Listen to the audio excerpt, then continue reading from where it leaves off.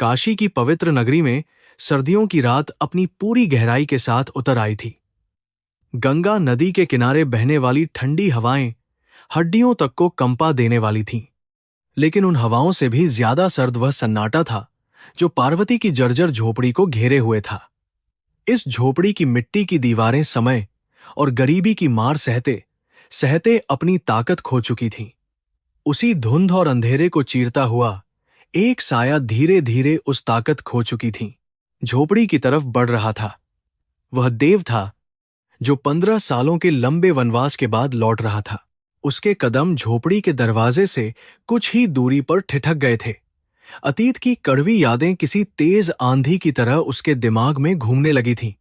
उसे वह भयानक रात आज भी याद थी जब उसने अपनी बीमार मांग की भूख को नजरअंदाज कर दिया था। उसने चुपके से 2 सूखी रोटियां और एक छोटा सा दूध का बर्तन चुरा लिया था जो उसकी मां का जीवनदान था। मुंबई के मायाजाल और अमीर बनने की चाहत ने उसे अंधा बना दिया था। आज वह कर्मों का भारी बोझ उठाकर अपनी उसी जड़ों की ओर लौट आया था। देव ने अपने सीने पर सजे उन नकली पदकों को छुआ जो उसने बाजार से खरीदे थे। वह जानता था कि उसका यह रूप एक बहुत बड़ा छल है, लेकिन उसके पास अब कोई और रास्ता भी नहीं बचा था। मुंबई के अंडरवर्ल्ड की उस भयानक दुनिया में उसने अपने जीवन के सुनहरे साल पूरी तरह बर्बाद कर दिए थे। अब पुलिस और उसके पुराने दुश्मन दोनों ही उसकी जान के प्यासे बनकर उसके पीछे पड़े हुए थे। उसकी मौत का समय बहुत करीब आ चुका था, इसलिए मरने से पहले वह अपनी मां को खुशी देना चाहता था। लकड़ी के पुराने और टूटे हुए दरवाजे के बाहर खड़े होकर देव अपने भीतर उठ रहे भावनाओं के तूफान को शांत करने की कोशिश कर रहा था। उसकी आंखों से आंसू बहने के लिए बेताब थे, लेकिन उसने उन्हें बड़ी सख्ती से रोक लिया। वह जानता था कि एक पुलिस अधिकारी कभी भी इस तरह से कमजोर नहीं पड़ सकता। उसे अपने चेहरे पर एक सख्त और मजबूत इंसान का मुखौटा पहनना था ताकि उसकी मां को उस पर जरा सा भी शक न हो। उसने एक गहरी सांस ली और अपने कांपते हाथों से कुंडी को छुआ। हिंदू धर्म के पवित्र ग्रंथों में हमेशा से यह सिखाया गया है कि मनुष्य का कर्म ही उसके भाग्य का सबसे बड़ा निर्माता होता है। देव का कर्म उसे आज उस अंधेरे गर्त में धकेल चुका था जहां से वापसी का कोई भी सीधा रास्ता नहीं बचा था। वह अपनी बूढ़ी मां के उन आंसुओं का अपराधी था जो उसके वियोग में गंगा के पानी में मिलकर बह गए थे। कर्म का चक्र कभी किसी को माफ नहीं करता, वह सजा जरूर देता है। देव जानता था कि उसका अंत अब एक भयानक मौत के रूप में लिखा है। झोपड़ी के अंदर से मिट्टी के दियों के जलने की बहुत ही धीमी और मीठी महक आ रही थी। उसकी मां पार्वती आज भी शायद काशी विश्वनाथ के भक्तों के लिए मिट्टी के दिए बनाने का वही पुराना काम कर रही थी। सर्दी की उस ठिठुरन में पार्वती के खांसने की आवाज ने देव के सीने में किसी तेज खंजर की तरह वार किया। वह आवाज इतनी कमजोर और दर्दनाक थी कि देव को ऐसा लगा जैसे कोई उसका गला पूरी ताकत से दबा रहा हो। वह वहीं खड़ा रहकर उस दर्द को महसूस करता रहा। उसने दस्तक दी। दरवाजे की उस हल्की सी खटखटाहट को सुनकर अंदर से एक अत्यंत वृद्ध और कमजोर आवाज तुरंत गूंज उठी। पार्वती ने खांसी के एक लंबे दौरे के बीच कांपते हुए स्वर में पूछा कि इतनी रात गए वहां कौन आया है। वह आवाज सुनकर देव की आत्मा तक बुरी तरह से कांप गई और उसके पैरों तले से जमीन खिसकने लगी। उसने अपनी आवाज को जितना हो सके उतना भारी और अनजान बनाने का एक बहुत ही मुश्किल प्रयास किया।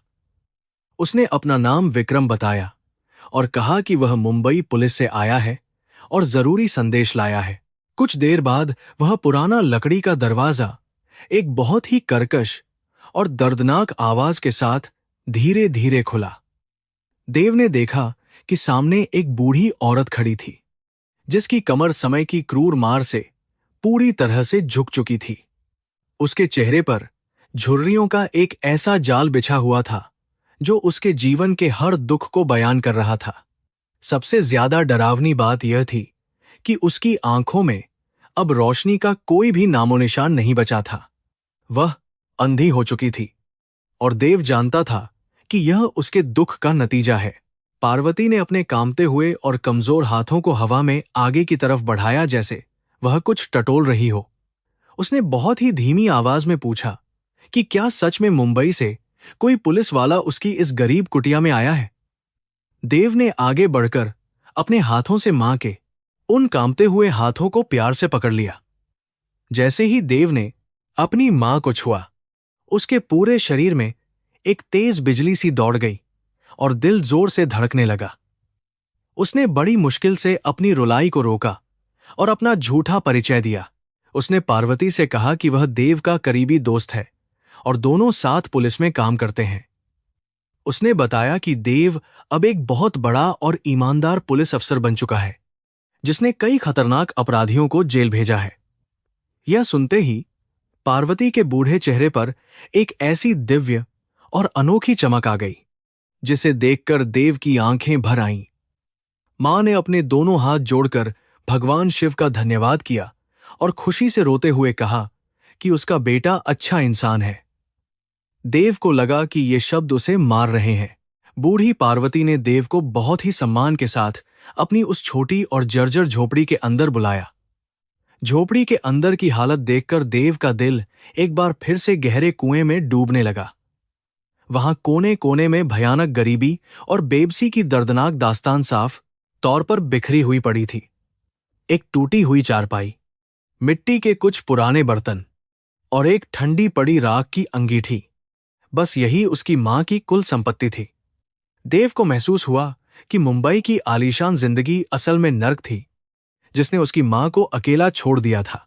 पार्वती ने बड़ी ही सावधानी से अपनी टूटी हुई चारपाई पर एक पुराना और फटा हुआ कपड़ा बिछाया और उसे बैठने को कहा।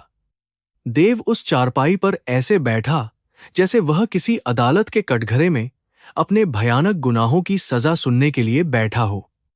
मां ने अपनी अंधी आंखों से उस नकली विक्रम को निहारने की कोशिश की और पूछा कि क्या उसका बेटा खुश है।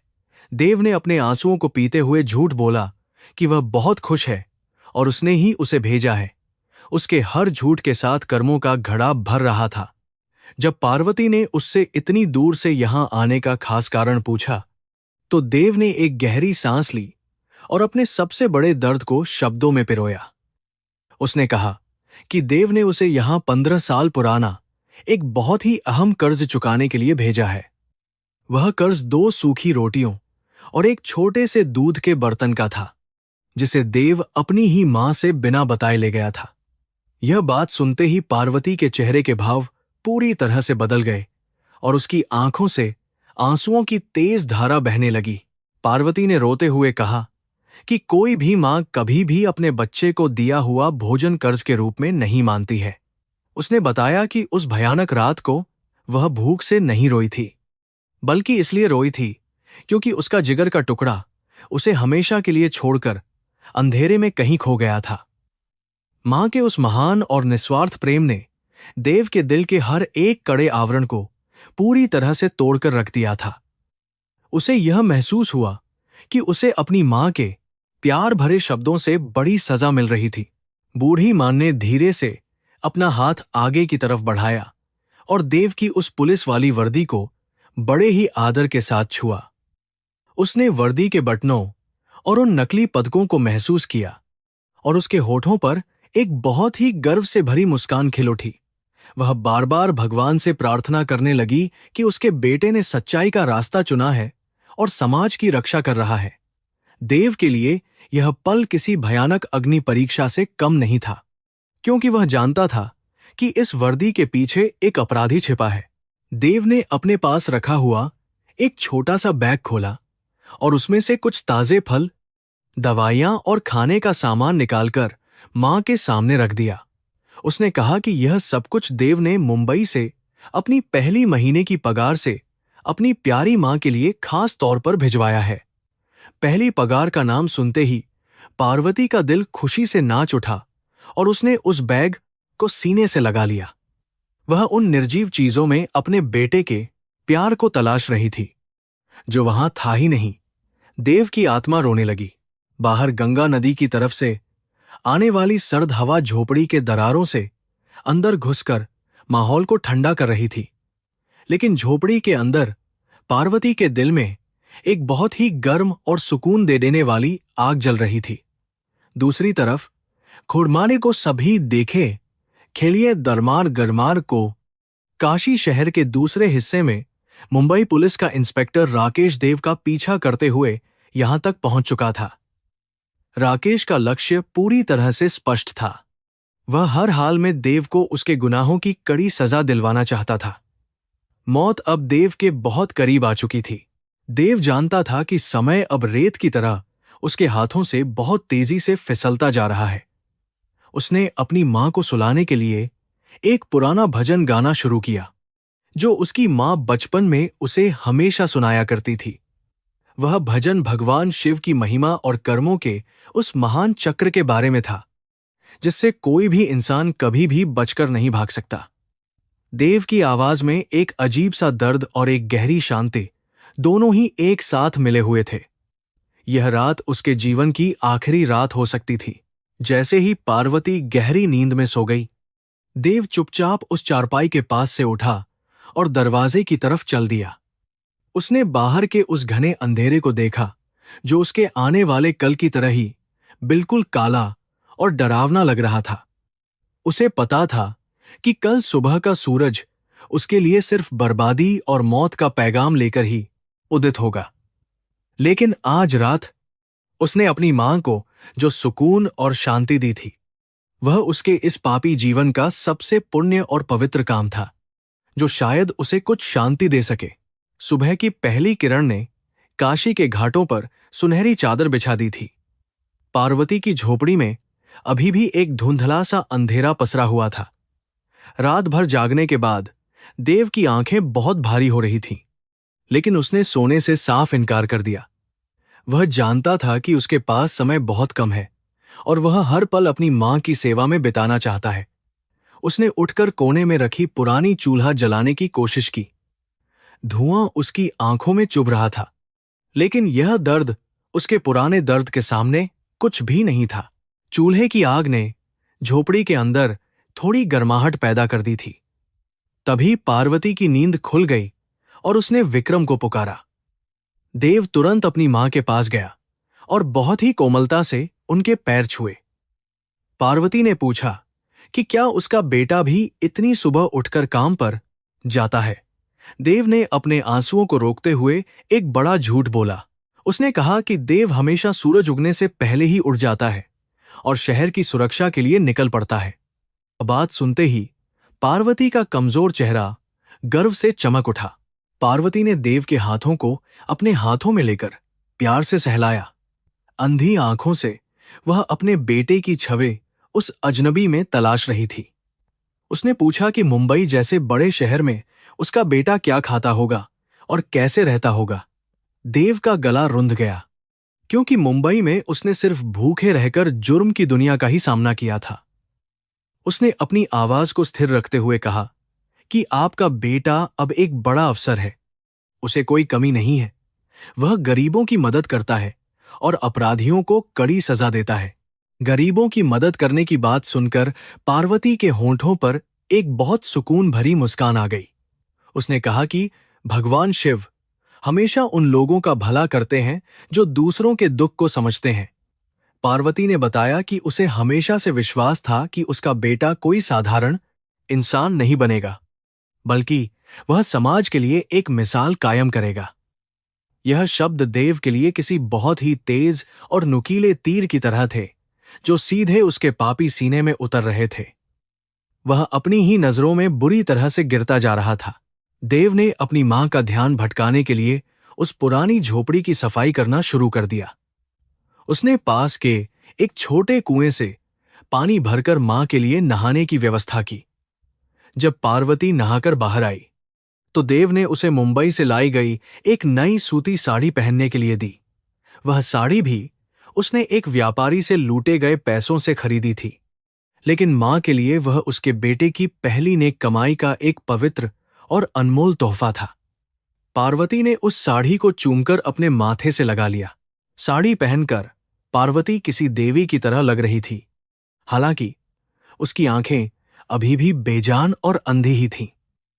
उसने देव को पास बुलाया और कहा कि वह उस महान पुलिस अफसर की वर्दी को एक बार फिर से छूना चाहती है। देव चुपचाप उसके सामने बैठ गया और अपना सीना आगे कर दिया। पार्वती के कांपते हुए कमजोर हाथों ने वर्दी के कपड़े को बहुत गहराई से महसूस किया। उसने वर्दी पर लगे हुए नकली सितारों को छुआ और खुशी से रोने लगी। उसे लगा कि उसने जीवन का सबसे बड़ा तीर्थ पूरा कर लिया है। मां के उन पवित्र हाथों का स्पर्श पाकर देव को ऐसा लगा जैसे उसके सालों के पाप धुल रहे हों। लेकिन उसी पल उसे यह भी एहसास हुआ कि वह अपनी ही मां के साथ कितना बड़ा छल कर रहा है। वह एक झूठी वर्दी पहनकर एक सच्चे और निस्वार्थ प्रेम का मजाक उड़ा रहा था। पार्वती ने रोते हुए कहा कि उसे अब मरने का कोई खौफ नहीं है, क्योंकि उसका बेटा सही रास्ते पर है। उसने विक्रम से कहा कि वह जाकर देव को बताए कि उसकी मां उसे हमेशा अपना सच्चा आशीर्वाद देती रहेगी। देव ने अपने आंसुओं को छिपाने के लिए अपना चेहरा दूसरी तरफ घुमा लिया और एक जोर से गहरी सांस ली। उसने कहा कि वह देव को उसका यह पवित्र आशीर्वाद जरूर पहुंचाएगा। फिर देव ने उस वादे का जिक्र किया जिसके लिए उसने यह पूरी झूठी कहानी रची थी। उसने बहुत ही धीमी आवाज में कहा कि देव ने उसे वे 2 रोटियां और एक छोटा बर्तन दूध लौटाने के लिए भेजा है। यह सुनते ही पार्वती एकदम से शांत हो गई और झोपड़ी में एक अजीब सा गहरा सन्नाटा पूरी तरह से पसर गया। कुछ पलों के गहरे सन्नाटे के बाद पार्वती ने बहुत ही रुंधे हुए गले से बोलना शुरू किया। उसने कहा कि बेटा, दुनिया का कोई भी कानून या कोई भी पुलिस अफसर मां के कर्ज को कभी भी चुका नहीं सकता है। जो रोटियां वह उस रात ले गया था, वे तो उसके हिस्से का ही प्यार था जो मैंने उसके लिए बनाकर रखा था। उसने आगे कहा कि दूध का कर्ज तो भगवान राम भी अपनी माता कौशल्या को नहीं चुका पाए थे, तो मेरा देव यह कर्ज कैसे चुका सकता है। यह सुनकर देव टूट गया। देव अब अपनी भावनाओं पर काबू नहीं रख पा रहा था। उसके गालों पर गर्म आंसू बहने लगे थे। उसने विक्रम के रूप में बोलते हुए कहा कि लेकिन देव को लगता है कि उसने अपनी बीमार मां को भूखा रखकर बहुत बड़ा पाप किया है। वह हर रात उस अपराधबोध में जलता है और रोता है। पार्वती ने मुस्कुराते हुए जवाब दिया कि कर्मों का हिसाब भगवान रखता है, मान नहीं। मान सिर्फ माफ करना जानती है, और मैंने उसे उसी रात दिल से माफ कर दिया था जब उसने घर की दहलीज पार की थी। मां के इस अद्भुत और निस्वार्थ प्रेम ने देव को अंदर तक बुरी तरह से झकझोर कर रख दिया था। उसे यह महसूस हो रहा था कि मुंबई की वह रंगीन और झूठी दुनिया कितनी खोखली थी। वहां के बड़े बड़े लोग और उनके झूठे रिश्ते इस अंधी और गरीब मां के निस्वार्थ प्यार के सामने बिल्कुल धूल के समान थे।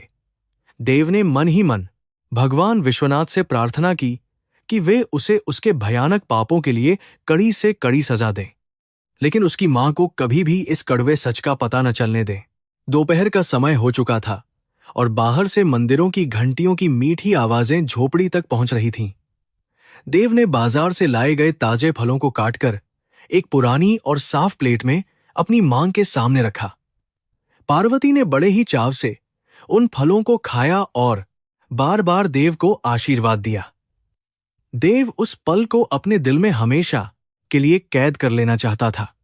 उसे ऐसा लग रहा था जैसे वह अपने पूरे जीवन का सबसे खूबसूरत और सुकून भरा सपना देख रहा हो, जो बहुत जल्दी टूटने वाला है।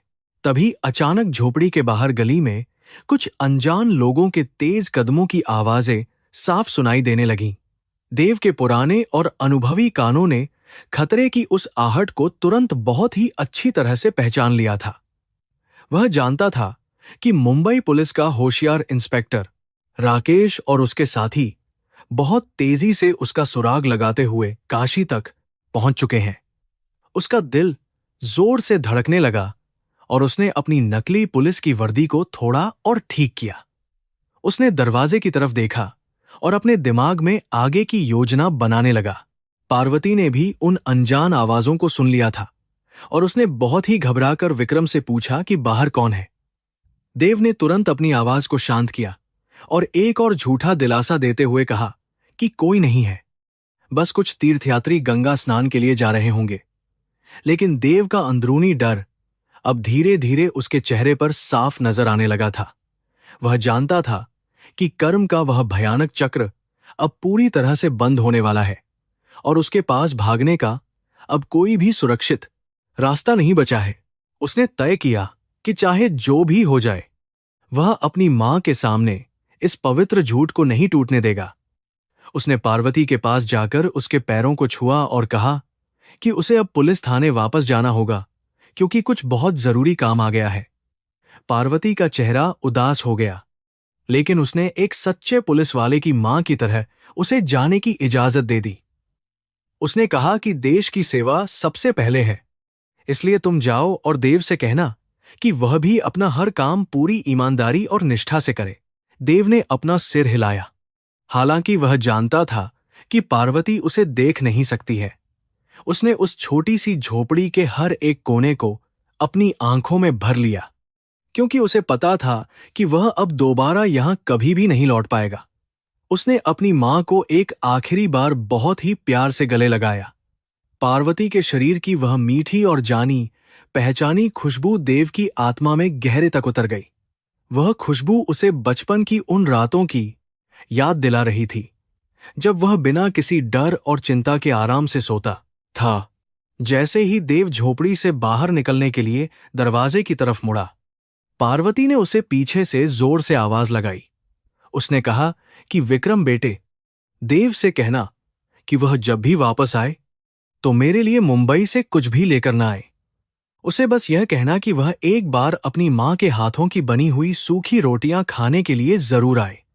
यह बात सुनकर देव के कदमों की गति पूरी तरह से रुक गई और उसके दिल में एक भयानक तूफान सा पूरी ताकत से उठने लगा, जिसे वह रोक नहीं पाया। देव दरवाजे की चौखट पकड़कर वहीं खड़ा रह गया और उसकी आंखों से आंसुओं की एक तेज धार फूट पड़ी। उसने बिना मुड़े ही बहुत भारी आवाज में जवाब दिया कि वह देव को यह संदेश जरूर दे देगा और वह बहुत जल्द वापस आएगा। वह जानता था कि यह उसका अंतिम झूठ था जो उसने अपनी मां से बोला था। झोपड़ी से बाहर निकलते ही सर्द हवा के एक तेज झोंके ने उसका स्वागत किया। काशी की उन संकरी और पुरानी गलियों में अब पुलिस के सायरन की हल्की हल्की आवाजें दूर से गूंजने लगी थीं। वह तेज कदमों से चलता हुआ पास के एक बहुत ही पुराने और जर्जर मंदिर के पीछे जाकर छिप गया। वहां से वह अपनी मां की झोपड़ी को बहुत ही आसानी से देख सकता था। उसने देखा कि पार्वती दरवाजे पर खड़ी होकर उस रास्ते को निहार रही थी जिधर से वह अभी गया था। अंधी होने के बावजूद उसकी आंखों में एक अजीब सी चमक और इंतजार था। देव को लगा कि उसने अपनी मां को जो खुशी दी है, वह उसके इस पापी जीवन का एकमात्र ऐसा काम है जिस पर उसे थोड़ा गर्व है। देव के दिमाग में अब आगे की रणनीति चल रही थी कि कैसे वह पुलिस को इस झोपड़ी से दूर रख सकता है। वह नहीं चाहता था कि किसी भी हाल में राकेश को उसकी मां के बारे में कुछ भी पता चले। अगर ऐसा हुआ तो उसका बुना हुआ वह पवित्र झूठ हमेशा के लिए टूट जाएगा और पार्वती सदमे से मर जाएगी। देव ने अपनी पिस्तौल निकाली और पोर्ड में उसमें गोलियां चेक कीं। वह पुलिस से लड़ने के लिए नहीं, बल्कि उनका ध्यान अपनी तरफ खींचने के लिए उन गोलियों का इस्तेमाल करने की योजना बना रहा था। काशी के घाटों पर अब श्रद्धालुओं की भारी भीड़ बहुत तेजी से इकट्ठा होने लगी थी और शाम की आरती की तैयारी हो रही थी। देव जानता था कि यह भीड़ उसके लिए भागने का एक अच्छा मौका हो सकती है, लेकिन वह भागना नहीं चाहता था। वह अपने कर्मों की सजा भुगतने के लिए पूरी तरह से तैयार था। उसने अपनी आंखें बंद कीं और भगवान शिव को याद करते हुए अपने सारे पापों के लिए सच्चे मन से क्षमा मांगी। उसे अब मौत से डर नहीं लग रहा था, बल्कि वह गहरी शांति महसूस कर रहा था। उधर झोपड़ी में पार्वती ने भगवान के सामने हाथ जोड़कर अपने बेटे देव और उसके दोस्त विक्रम की लंबी उम्र की प्रार्थना की। वह इस बात से बिल्कुल अनजान थी कि उसका बेटा मौत के बहुत करीब खड़ा है और विक्रम नाम का कोई इंसान असल में है ही नहीं। उसका विश्वास और उसका प्यार इतना गहरा था कि उसने एक अपराधी को भी कुछ पलों के लिए एक सच्चा और अच्छा इंसान बना दिया था। कर्मों का चक्र अपनी गति से घूम रहा था और एक महान बलिदान की पृष्ठभूमि अब पूरी तरह से तैयार हो चुकी थी। झोपड़ी के बाहर पुलिस के सायरन की आवाजें अब धीरे धीरे दूर जा रही थीं। देव को समझते देर नहीं लगी कि राकेश अभी किसी दूसरे घाट पर उसकी तलाश कर रहा है। उसे अपनी मां के साथ कुछ और अनमोल पल बिताने का मौका मिल गया था। वह भारी कदमों से वापस झोपड़ी की तरफ लौटा और दरवाजे पर दस्तक दी। अंदर से पार्वती की वही पुरानी और कमजोर आवाज आई जिसने विक्रम का नाम पुकारा। देव ने अंदर घुसते ही कहा कि पुलिस का काम खत्म हो गया है और वह कुछ देर के लिए वापस आ गया है। झोपड़ी के अंदर आते ही देव ने देखा कि उसकी मां उसी पुरानी चारपाई पर बैठी उसका ही इंतजार कर रही थी। उसने तय किया कि वह इस बचे हुए समय में अपनी मां के लिए कुछ ऐसा करेगा जो उसने पिछले 15 सालों में कभी नहीं किया था। उसने झोपड़ी के एक कोने में रखे पुराने झाड़ू को उठाया और पूरे घर की सफाई करने लगा। धूल और जालों को साफ करते हुए उसे ऐसा लग रहा था जैसे वह अपने मन के भीतर जमे हुए पापों की गंदगी को भी धीरे धीरे साफ कर रहा हो। मां बस मुस्कुरा रही थी।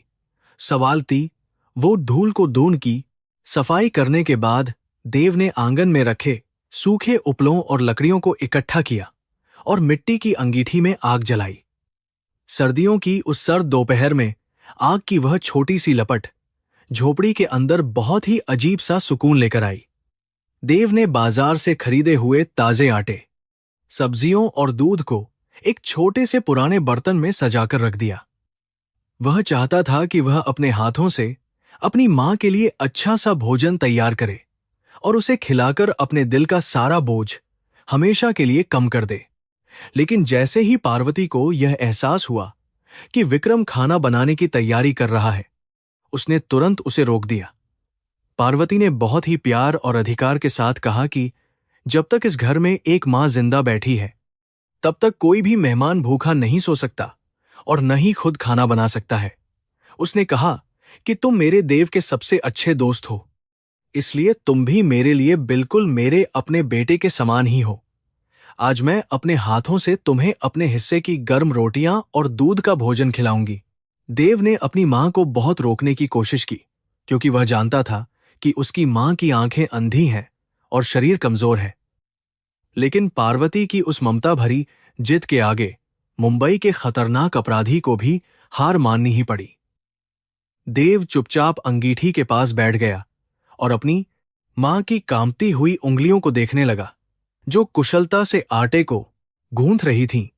अंधी होने के बावजूद पार्वती के हाथों में ऐसा अनोखा जादू था जो किसी भी इंसान की आत्मा को पूरी तरह से हमेशा के लिए तृप्त कर सकता था। चूल्हे की आग अब पूरी तरह से तेज हो चुकी थी और झोपड़ी के अंदर एक बहुत ही मीठी और जानी पहचानी खुशबू फैलने लगी थी।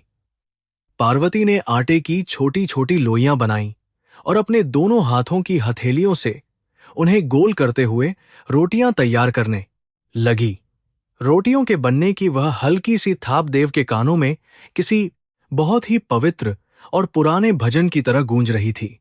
उसे याद आया कि 15 साल पहले भी जब वह घर से भागा था तो उसकी मां ने बिल्कुल इसी तरह उसके लिए प्यार से 2 रोटियां बनाई थीं। उन 2 रोटियों की याद आते ही देव का सीना एक बार फिर से भयानक दर्द से फटने लगा। उस रात उसकी मां खुद भूखी थी और उसने अपने हिस्से का खाना देव के लिए बचाकर रखा था। लेकिन देव ने उस प्यार को सिर्फ एक साधारण भोजन समझा और अपनी मां को रोता हुआ छोड़कर मुंबई की चकाचौंध में भाग गया। आज 15 सालों के लंबे वनवास के बाद वही रोटियां उसके सामने दोबारा बन रही थीं। लेकिन आज उन रोटियों में प्यार के साथ साथ उसके कर्मों का सबसे भारी और दर्दनाक बोझ भी शामिल था। रोटियां सेंकने के बाद पार्वती ने मिट्टी के उस पुराने बर्तन में थोड़ा सा ताजा दूध डाला और उसे चूल्हे की धीमी आंच पर गर्म होने के लिए रख दिया। दूध के उबलने की मीठी खुशबू ने देव के बचपन की उन तमाम मासूम यादों को एक बार फिर से पूरी तरह से ताजा कर दिया। उसने देखा कि पार्वती के चेहरे पर एक बहुत ही गहरी और अलौकिक शांति छाई हुई थी। उसे लग रहा था जैसे वह आज अपने हाथों से सिर्फ एक मेहमान को नहीं, बल्कि अपने ही खोए हुए बेटे को भोजन करवाने जा रही है। कुछ ही देर में पार्वती ने एक पुरानी लेकिन बहुत ही साफ पीतल की थाली में 2 गर्म रोटियां, थोड़ी सी सब्जी और एक छोटे से कुल्हड़ में गर्म दूध निकालकर विक्रम के सामने रख दिया। उसने बहुत ही प्यार से कहा कि बेटा, इसे खा लो और मुझे बताओ कि क्या इसका स्वाद मुंबई के उन बड़े बड़े होटलों के खाने से थोड़ा भी अच्छा है या नहीं। देव के हाथ उस थाली की तरफ बढ़ते हुए बहुत बुरी तरह से कांप रहे थे। यह भोजन उसके लिए दुनिया की सबसे महंगी और अनमोल संपत्ति से भी ज्यादा कीमती था। देव ने अपने कांपते हुए हाथों से उस गर्म रोटी का एक छोटा सा टुकड़ा तोड़ा और उसे अपने मुंह में रखा।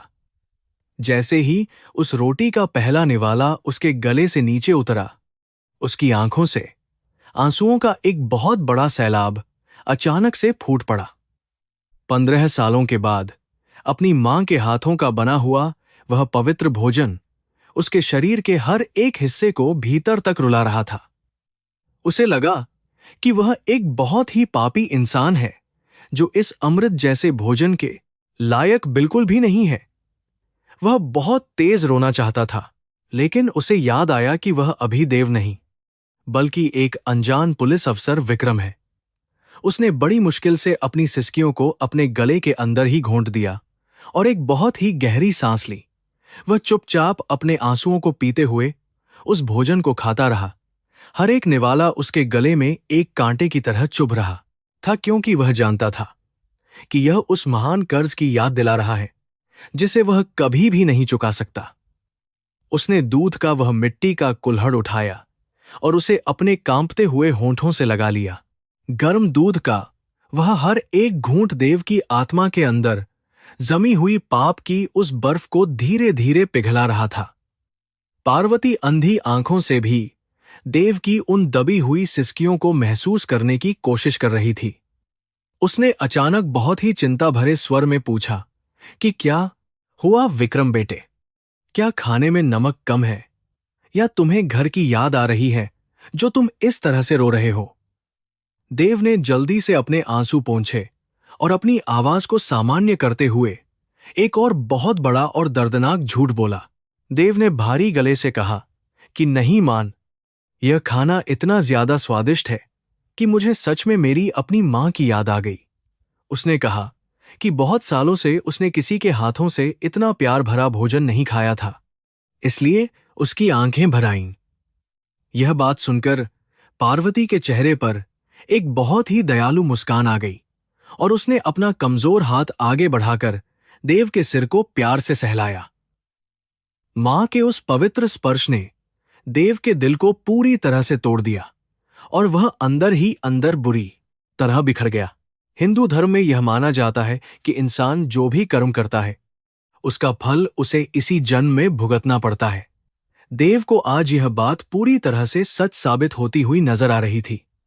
उसने पैसे और ताकत के नशे में जो अंधेरा चुना था, आज वही अंधेरा उसे अपनी ही मां के सामने एक झूठा और कायर इंसान बना चुका था।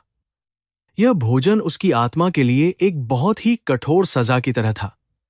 वह समझ गया कि कर्म का हिसाब किसी भी इंसान को कभी भी शांति से जीने नहीं देता है। वह लगातार उस थाली में रखे हुए भोजन को देखता रहा और खुद को कोसता रहा। मुंबई में उसने लोगों को डराकर और धमकाकर जो कुछ भी खाया था, वह सब उसके शरीर में जहर बन चुका था।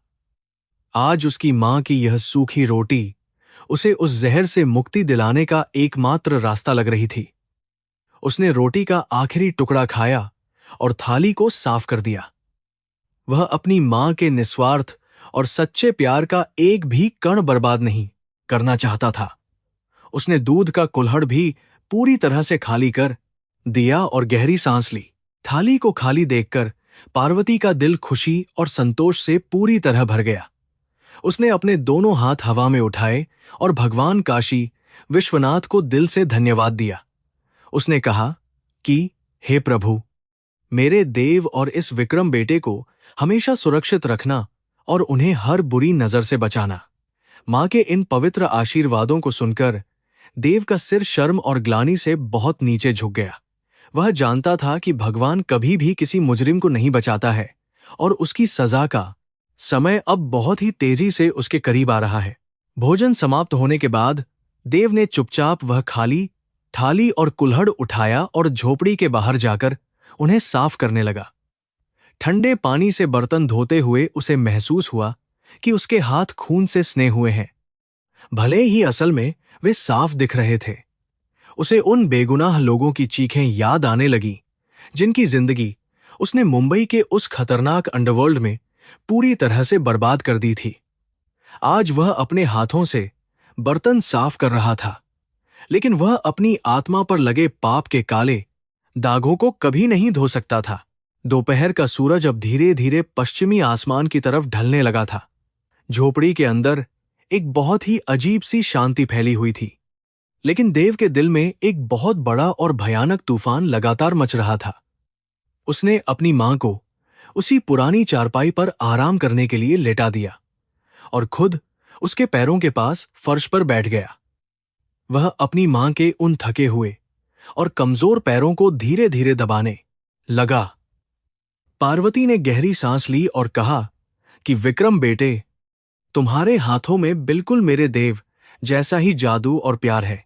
यह बात सुनते ही देव के हाथों की गति एकदम से रुक गई और उसका दिल बहुत जोर से धड़कने लगा। उसे डर लगा कि कहीं उसकी मां ने उसकी असली पहचान को महसूस तो नहीं कर लिया है, लेकिन उसने खुद को बहुत जल्दी संभाल लिया और अपनी आवाज को भारी करते हुए कहा कि शायद देव और मैं इतने सालों से साथ हैं, इसलिए हमारी आदतें भी एक जैसी हो गई हैं। पार्वती ने मुस्कुराते हुए हामी भरी और अपनी आंखें बंद करके बहुत ही शांति के साथ गहरी नींद में धीरे धीरे जाने लगी।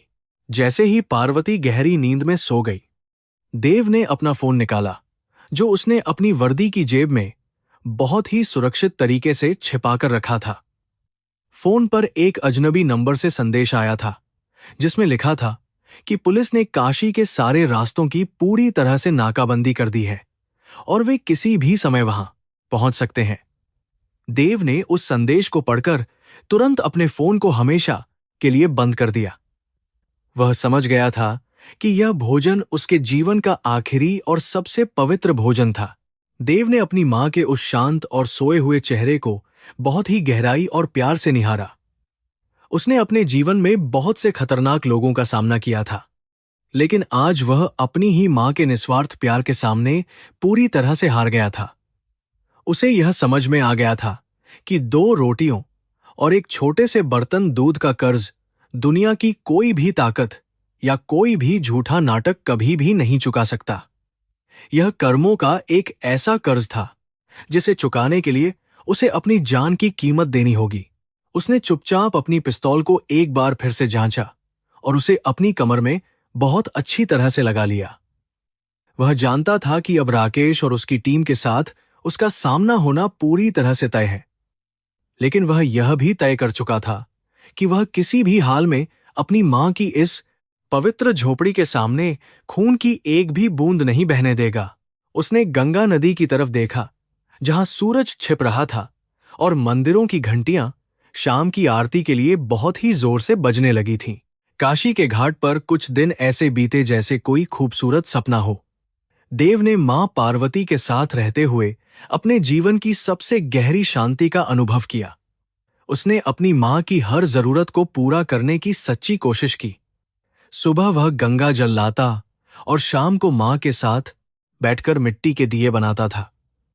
अंधी मां के चेहरे की खुशी देखकर देव को लगता था कि उसने दुनिया का सबसे अनमोल खजाना पा लिया है, लेकिन इसके बावजूद उसके मन का वह भयानक डर हर पल के साथ तेजी से बढ़ता ही जा रहा था। एक रात जब पार्वती गहरी नींद में सो रही थी, देव चुपचाप अपनी चारपाई से उठकर बैठ गया। उसने अपना बैग खोला, जिसमें मुंबई के अंडरवर्ल्ड से लूटे गए पैसों की भारी गड्डियां रखी थीं। वह पैसा खून और धोखे से सना हुआ था, लेकिन अब वही उसकी मां के बुढ़ापे का एकमात्र सहारा बनने वाला था। देव ने उन नोटों को एक साफ कपड़े में लपेटा और सावधानी से पार्वती के सिरहाने रखे एक पुराने संदूक में छिपा दिया।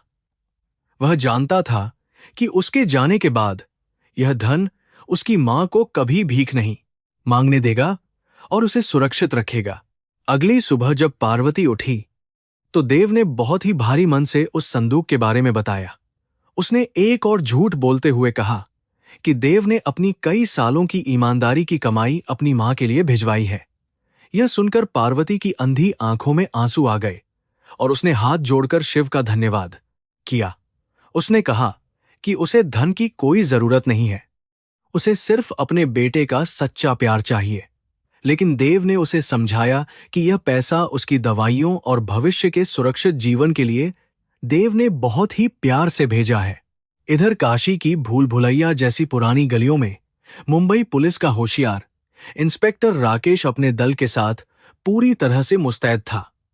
राकेश ने देव के पुराने साथियों को पकड़कर यह उगलवा लिया था कि वह अपनी मां से मिलने बनारस आया है। राकेश एक बहुत ही ईमानदार और सख्त पुलिस वाला था, लेकिन उसके सीने में भी एक संवेदनशील दिल धड़कता था। वह जानता था कि देव एक खतरनाक अपराधी है, लेकिन वह एक बूढ़ी और अंधी मां के दुख को भी समझता था।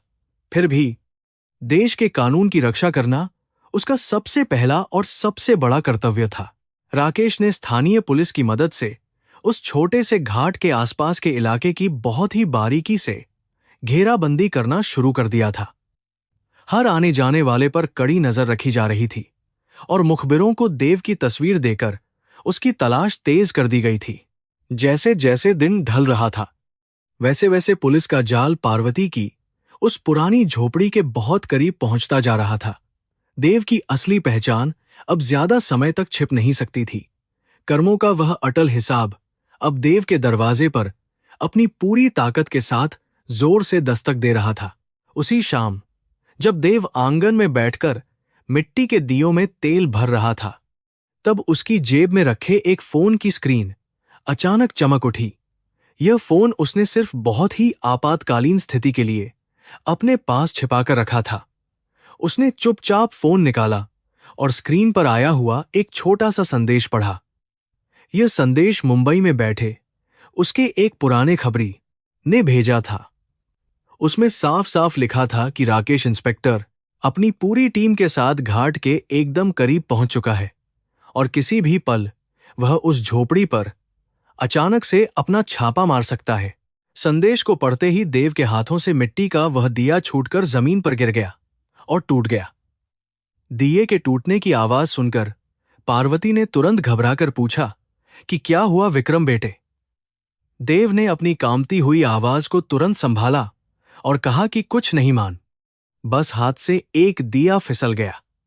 लेकिन अंदर ही अंदर देव की आत्मा बुरी तरह से कांपने लगी थी। वह जान गया था कि अब उसके जीवन के गिने चुने घंटे ही बाकी रह गए हैं। मुंबई की वह खतरनाक मौत अब साक्षात उसके सामने आकर खड़ी हो गई थी। देव ने अपनी पिस्तौल को टटोलकर देखा, लेकिन उसका दिल अब किसी भी तरह की हिंसा के लिए बिल्कुल तैयार नहीं था। वह इस पवित्र नगरी और अपनी मां के घर को गोलियों की आवाज से कभी अपवित्र नहीं करना चाहता था। उसने मन ही मन फैसला कर लिया था कि वह बिना किसी विरोध के राकेश के सामने सरेंडर कर देगा। लेकिन उसकी सबसे बड़ी चिंता सिर्फ यह थी कि उसकी मां को सच्चाई का पता न चले। वह अपनी मां के दिल में विक्रम की जो इज्जत बना चुका था, उसे वह किसी भी कीमत पर तोड़ना नहीं चाहता था। उसने पार्वती की तरफ देखा, जो अभी भी अपने कांपते हाथों से दियों की बत्तियां बना रही थी। उसके चेहरे पर जो सुकून और शांति थी, वह किसी भी मंदिर की मूर्ति जैसी पवित्र लग रही थी। देव को एहसास हुआ कि कर्मों का फल भुगतने का समय जब आता है, तो कोई धन या ताकत इंसान को बचा नहीं सकती। उसने अपनी मां को जो रोटियों और दूध का कर्ज लौटाया था, वह असल में उसके अपने ही पापों का प्रायश्चित था। अब उसे अपने किए हुए सारे गुनाहों की सजा मौत के रूप में खुशी खुशी स्वीकार करनी थी। रात का घना अंधेरा एक बार फिर काशी की उन संकरी गलियों में पूरी तरह से फैल चुका था। गंगा के किनारे जलने वाली चिताओं की आग दूर से दिखाई दे रही थी, जो हर इंसान को जिंदगी की असलियत याद दिला रही थी। देव झोपड़ी के दरवाजे के पास एक पुरानी चटाई पर बैठ गया और बाहर की तरफ लगातार देखने लगा। उसे हवा में पुलिस के जूतों की आहट और हथियारों की खनखनाहट साफ महसूस हो रही थी। उसने अपनी आंखें बंद कीं और अपने बचपन की उन यादों को आखिरी बार जीने की कोशिश की जब वह निर्दोष था। तभी पार्वती ने देव की उस खामोशी को अपनी अंधी आंखों के बिना ही बहुत गहराई से महसूस कर लिया। एक मां का दिल अपने बच्चे के आसपास मंडरा रहे हर खतरे को बिना देखे ही आसानी से भांप लेता है। उसने विक्रम को अपने पास बुलाया और उसके सिर पर अपना कमजोर हाथ रखा। पार्वती ने बहुत ही धीमी आवाज में पूछा कि क्या वह किसी गहरी परेशानी में है। देव का दिल जोर से धड़क उठा, लेकिन उसने अपनी आवाज को बिल्कुल सामान्य रखते हुए कहा कि मुंबई पुलिस का एक बहुत ही जरूरी काम अचानक से आ गया है। पार्वती ने मुस्कुराते हुए कहा कि पुलिस वाले का जीवन हमेशा ही कांटों भरा होता है, इसलिए कभी भी अपने फर्ज से पीछे नहीं हटना चाहिए। उसने देव को समझाया कि जो इंसान सच्चाई और धर्म के रास्ते पर चलता है, भगवान शिव हमेशा उसके साथ खड़े रहते हैं। यह सुनकर देव के सीने में एक अजीब सी चुभन हुई, क्योंकि वह तो हमेशा से ही झूठ और अपराध के रास्ते पर चला था। लेकिन मां के उन पवित्र शब्दों ने उसके अंदर मौत के उस भयानक डर को थोड़ा सा कम कर दिया था और उसे एक नई हिम्मत प्रदान की थी। जब रात काफी गहरी हो गई और पार्वती सो गई, तो देव चुपचाप झोपड़ी के पीछे वाले एक छोटे से छेद से बाहर झांकने लगा। उसने देखा कि गली के दोनों सिरों पर सादे कपड़ों में कुछ अनजान लोग खड़े हुए हैं, जो निश्चित रूप से पुलिस के आदमी थे। जाल अब पूरी तरह से बिछ चुका था और शिकारी अपने शिकार के बाहर निकलने का बेसब्री से इंतजार कर रहे थे। देव जानता था कि अगर वह भागने की कोशिश करेगा तो भारी गोलीबारी होगी और उसमें उसकी बेगुनाह और अंधी मां की भी दर्दनाक मौत हो सकती है। देव ने अपनी पुलिस वाली उस नकली वर्दी को अच्छी तरह से ठीक किया और पदकों को सीधा किया। वह चाहता था कि जब पुलिस उसे गिरफ्तार करे तो उसकी मांग को यही लगे कि वह ड्यूटी पर जा रहा है। उसने अपनी पिस्तौल की सारी गोलियां निकालकर उसे खाली कर दिया और वापस कवर में रख लिया, ताकि कोई गलती से भी गोली न चल जाए। उसने अपने कर्मों की उस भयानक किताब को हमेशा के लिए बंद करने का अंतिम फैसला कर लिया था। अब बस उसे सुबह होने का और दरवाजे पर पुलिस की उस आखिरी दस्तक का इंतजार था। झोपड़ी के बाहर बहने वाली सर्द हवा अब और भी ज्यादा ठंडी और खौफनाक हो गई थी। देव को लग रहा था जैसे यह हवा उसके पापों का हिसाब मांगने के लिए ही इतनी तेजी से बह रही है। उसने पार्वती की तरफ देखा और मन ही मन उससे अपने सारे गुनाहों के लिए आखिरी बार माफी मांगी। वह जानता था कि जब सच्चाई सामने आएगी तो उसकी मां का दिल हमेशा के लिए टूट जाएगा। लेकिन वह यह भी जानता था कि कर्म का कर्ज चुकाए बिना इस दुनिया से कोई भी इंसान कभी भी आजाद होकर नहीं जा सकता है। फर्श पर लेटे हुए देव के दिमाग में उन बेगुनाह लोगों के चेहरे अचानक घूमने लगे, जिन्हें उसने मुंबई में बहुत सताया था। उसे याद आया कि कैसे उसने पैसों के लालच में कई गरीब परिवारों को बेघर कर दिया था और उनकी बद्दुआएं ली थीं। आज जब वह खुद अपनी गरीब मां की झोपड़ी में मौत का इंतजार कर रहा था, तो उसे उन सभी लोगों का दर्द गहराई से महसूस हो रहा था। कर्म का यह आईना बहुत ही साफ और भयानक होता है, जो इंसान को उसकी असली और घिनौनी सूरत मरने से ठीक पहले जरूर दिखाता है। मुंबई की वह चमचमाती दुनिया, जहां उसने कभी अपनी झूठी ताकत का रौब जमाया था, आज उसे किसी गहरे और गंदे नाले से भी बदतर लग रही थी। वहां के महंगे कपड़े, गाड़ियां और शराब उसे कभी वह सुकून नहीं दे पाई, जो आज इस टूटी हुई झोपड़ी की मिट्टी की खुशबू दे रही थी। देव को समझ आ गया था कि असली दौलत तो मां के चरणों की धूल में होती है, जिसे वह 15 साल पहले बड़ी ही बेरहमी से ठुकराकर भाग गया था। यह पछतावा अब उसके सीने में एक तेज आग की तरह लगातार जल रहा था। झोपड़ी से कुछ ही दूरी पर खड़े इंस्पेक्टर राकेश भी अपनी घड़ी की सुइयों को लगातार देख रहे थे। राकेश ने अपने पुलिस दल को सख्त आदेश दे रखा था कि जब तक सूरज न निकल जाए तब तक कोई भी अंदर घुसने की कोशिश न करे। राकेश उस बूढ़ी और अंधी मां का सम्मान करते थे और उसे रात के अंधेरे में कोई भयानक सदमा नहीं देना चाहते थे। कानून की वर्दी पहनने के बावजूद राकेश के अंदर एक ऐसा इंसान जिंदा था जो न्याय के साथ साथ मानवीय भावनाओं और संवेदनाओं का भी पूरा आदर और सच्चा सम्मान करता था। रात का आखिरी पहर शुरू हो चुका था और मंदिरों के पुजारियों ने सुबह की मंगल आरती के लिए तैयारी करना शुरू कर दिया था। देव की आंखों से नींद कोसों दूर भाग चुकी थी और वह बस अपनी मां की हर एक सांस को बहुत ही ध्यान से सुन रहा था। वह जानता था कि जैसे ही बाहर से पुलिस की पहली आवाज आएगी, उसे उठकर अपने कर्मों का सारा कर्ज चुकाने के लिए बाहर जाना होगा। मौत अब दरवाजे पर खड़ी होकर उसका इंतजार कर रही थी और देव भी उसे गले लगाने के लिए पूरी तरह से तैयार था। देव अपनी मां के पैरों के पास फर्श पर लेट गया और उसकी गर्माहट को महसूस करने लगा। यह उसकी जिंदगी की आखिरी रात थी और वह इसका हर एक पल अपनी मां के चरणों में बिताना चाहता था। बाहर पुलिस की मुस्तैदी बढ़ रही थी और अंदर एक पापी बेटे का पश्चाताप अपने चरम पर पहुंच चुका था। दोनों तरफ से एक खामोश जंग लड़ी जा रही थी जिसका अंजाम सिर्फ और सिर्फ मौत ही था। कुछ ही घंटों में सूरज निकलने वाला था और उसी के साथ देव की जिंदगी का सूरज भी हमेशा के लिए डूबने वाला था। सुबह की ठंडी और धुंधली रोशनी ने झोपड़ी के अंदर धीरे धीरे प्रवेश करना शुरू कर दिया था। देव पूरी रात अपनी मां के पैरों के पास बैठा रहा था और उसकी आंखों में नींद का कोई भी नामोनिशान नहीं था। बाहर पुलिस का कड़ा पहरा था, लेकिन अंदर का माहौल बहुत ही शांत और पवित्र लग रहा था। तभी पार्वती की नींद टूट गई और उसने करवट ली। देव तुरंत अपनी जगह से उठा और उसने अपनी मां को सहारा देकर बिठाया। पार्वती ने कोई शब्द नहीं कहा, लेकिन उसकी अंधी आंखों में एक अजीब सी समझ और बहुत ही गहरी खामोशी थी। पार्वती ने अपने कमजोर और कांपते हुए हाथों को आगे बढ़ाया और देव के हाथों को बहुत ही प्यार से पकड़ लिया।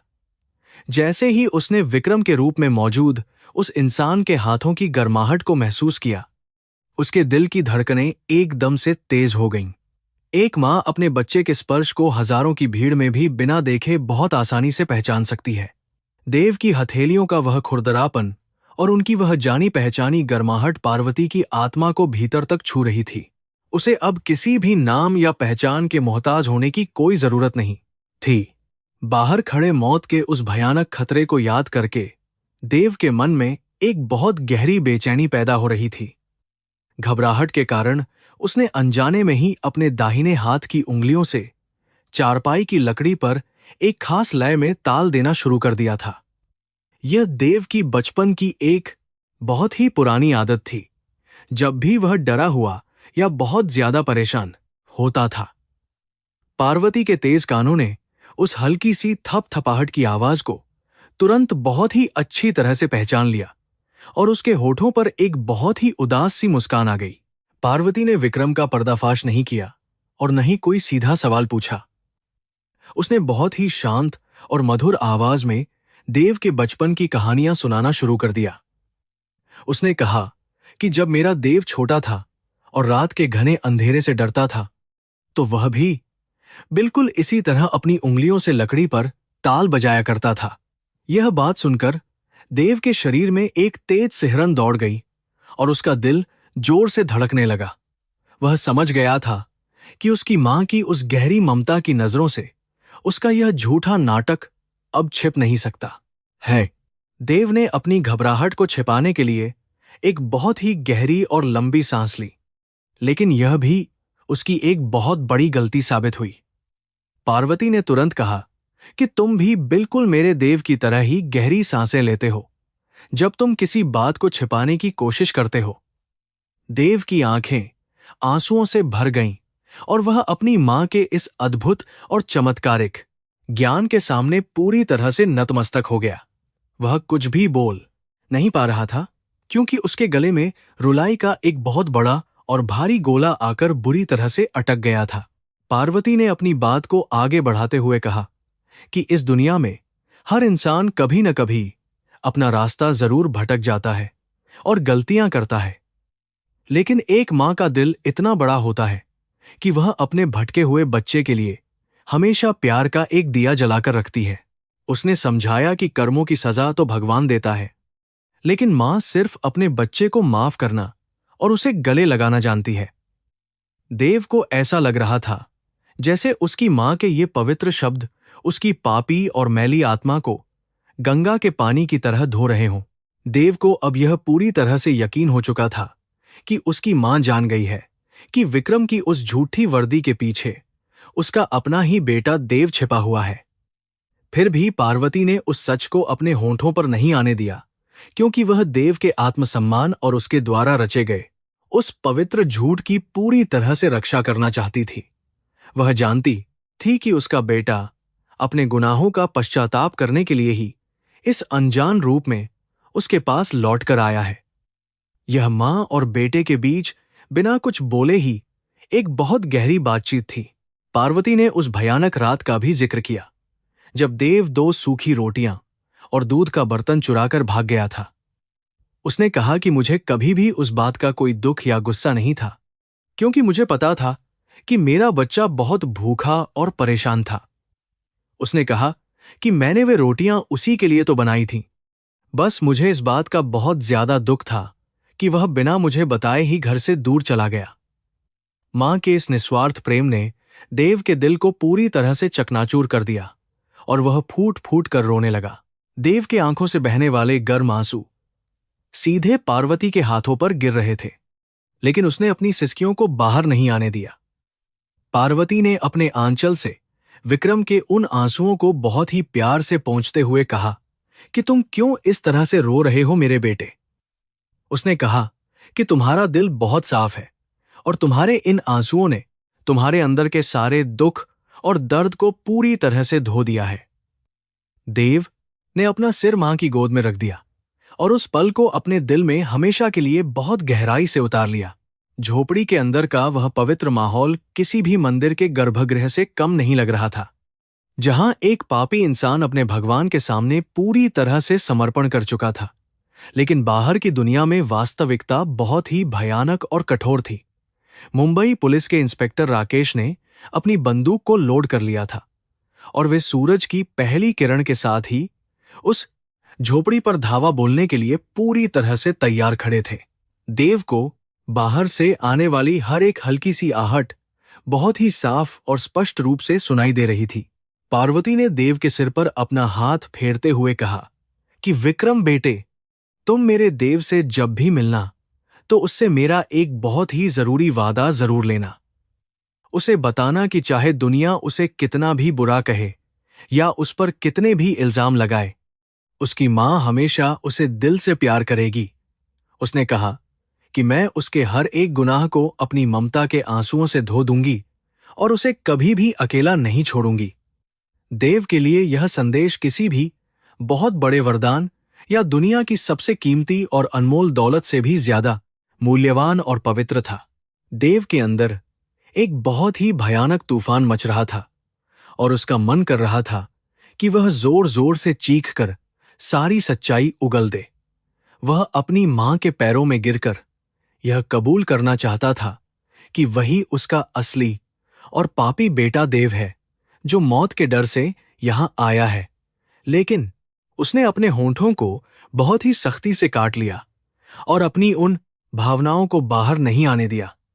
वह जानता था कि यह सच्चाई उसकी अंधी और कमजोर मां के दिल को एक ही पल में हमेशा के लिए पूरी तरह से तोड़कर और चकनाचूर कर देगी।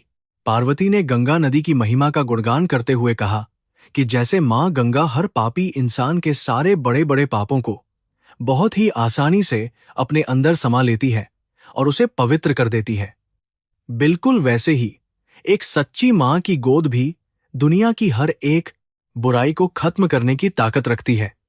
उसने कहा कि जब कोई इंसान सच्चे मन से अपने किए हुए कर्मों पर पछतावा करता है तो भगवान शिव भी उसे अपनी शरण में ले लेते हैं। देव को यह महसूस हुआ कि उसकी मां उसे मौत का सामना करने की हिम्मत दे रही है। देव ने अपने मन को पूरी तरह से मजबूत कर लिया था और वह अपने जीवन के उस अंतिम और सबसे भयानक सच का सामना करने के लिए तैयार हो गया था। उसने बहुत ही सावधानी से पार्वती को सहारा देकर चारपाई पर अच्छे से बिठाया और मिट्टी के कुल्हड़ में ताजा पानी पीने के लिए दिया। पानी का वह बर्तन पकड़ते समय देव के हाथ बहुत ज्यादा कांप रहे थे, जिसे पार्वती ने तुरंत महसूस कर लिया। उसने देव के उन कांपते हुए हाथों को अपने दोनों हाथों में बहुत ही जोर से और प्यार से पकड़कर उसे एक अनोखी और सच्ची हिम्मत दी। बूढ़ी मां ने देव की उस झूठी पुलिस वाली वर्दी को एक बार फिर से छुआ और बहुत ही गहरी और ज्ञानवर्धक बात कही।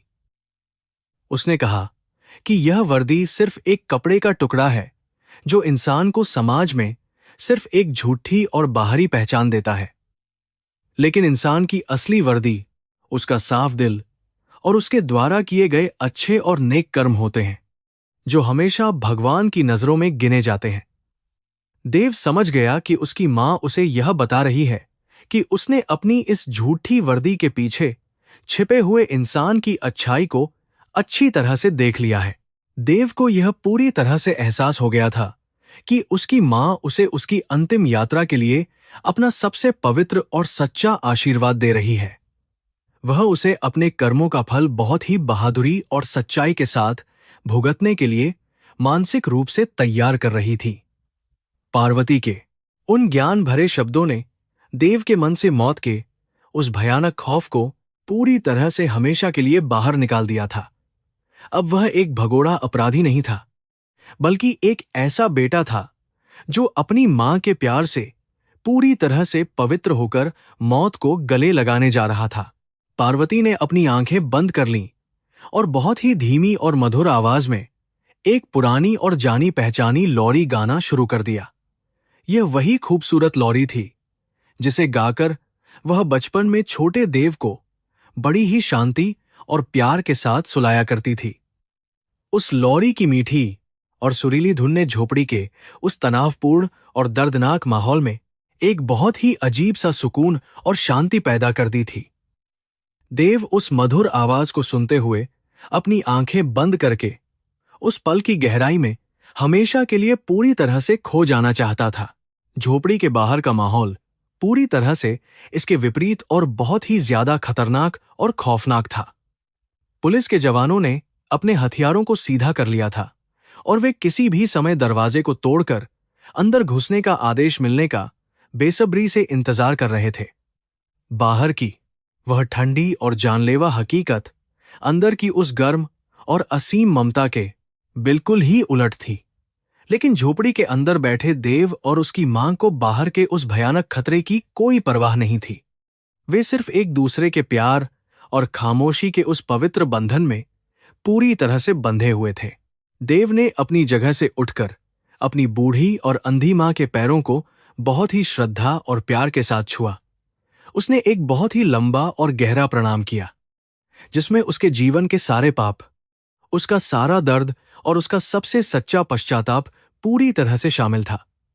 उसे ऐसा महसूस हुआ कि उसकी मां की उस खामोश स्वीकृति ने उसके जीवन के सारे बड़े और भयानक गुनाहों को पूरी तरह से माफ कर दिया है। वह अब किसी भी अदालत के सामने नहीं, बल्कि अपनी मांग के उस पवित्र मंदिर में खड़ा था जहां से उसे हमेशा के लिए मुक्ति मिल गई थी। पार्वती ने अपना कांपता हुआ कमजोर दाहिना हाथ उठाया और उसे देव के सिर पर बहुत ही प्यार और आशीर्वाद के साथ रख दिया।